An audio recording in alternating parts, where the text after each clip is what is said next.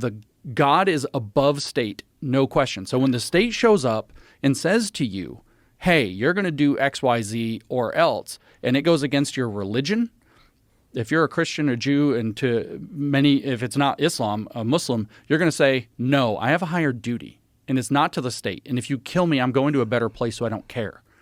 And that's the enemy of totalitarianism in a way that nothing else is. The Confucian virtues of China don't have that. Buddhism actually kind of doesn't have that. Well, you can't tell the CIA this because then they're going to co-opt the churches. Well, that's what the documentary is actually about, is how the co-opting of the churches took place in the Soviet Union, actually. Yes. And so, and then how, okay, so you put it on the table. I think that's what this whole stupid Christian nationalism thing, I think that's part of the purpose of the Christian nationalist dialogue.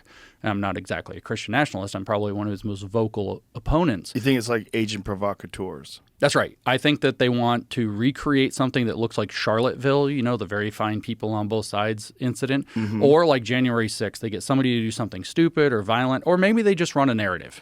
Well, there's always been people that when they see these well-uniformed people walking around with Nazi flags with their face covered, they're like they're feds. Yeah. People always think that. Yeah. They always think that, which is a terrible thing to think, that your own federal government is involved in doing something to stir racial hatred, or at least give the image that racial hatred is being stirred, and then connect that racial hatred with people that just don't believe what you believe and believe in God. Right. And that's what, I mean, that's why this Christian nationalist thing, you know, it's a leap that's not very far in most minds from Christian nationalist to white Christian nationalist. Right. And it's so easy for them to say then that independent conservative churches, and I would say those in particular, are a hothouse for domestic extremism.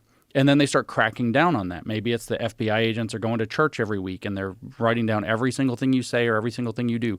Maybe it's that, you know, they start messing with the IRS status. Maybe it's that they create other pressures with zoning or whatever else to make it so that independent churches are very difficult to do. Because what they had in the Soviet Union, and I learned it, I actually didn't know it until the Timothy guy, the Russian guy in the film, was telling us, they had what's called a registered church in the Soviet Union. So the Soviets didn't get rid of the churches.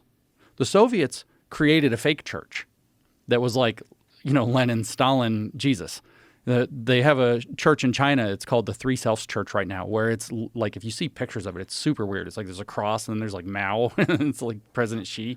And it's like, what am I looking? It's so weird. And what like, is it called? The three what? Three Selves Church or Three Self Church. I'd have to remember if there's an S. Oh, I need to see this. And so they have a fake church and they funnel people into it, and then they persecute everybody that's got religion outside of the fake church.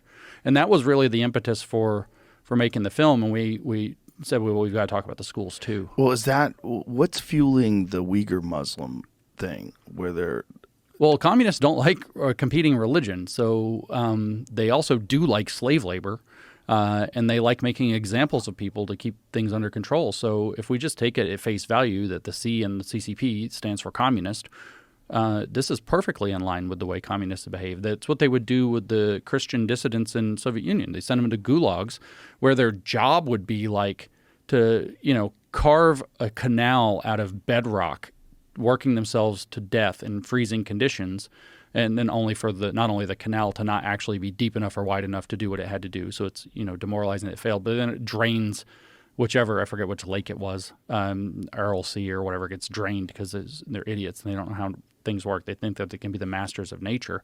But that's what they would do. They would round up these dissidents and send them off to Gulag. Gulag wasn't a concentration camp like the Nazis had. It was a re-education camp where they were trying to re-educate you through doctrine combined with hard labor. And if you died, you died. Jesus Christ.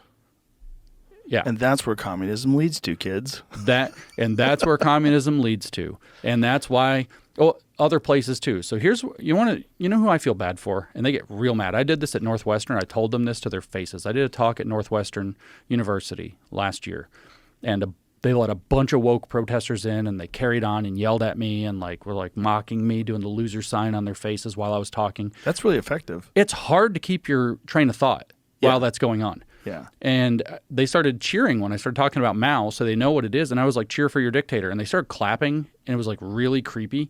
But then, so I did this at Northwestern, and I told them something, and they laughed at me.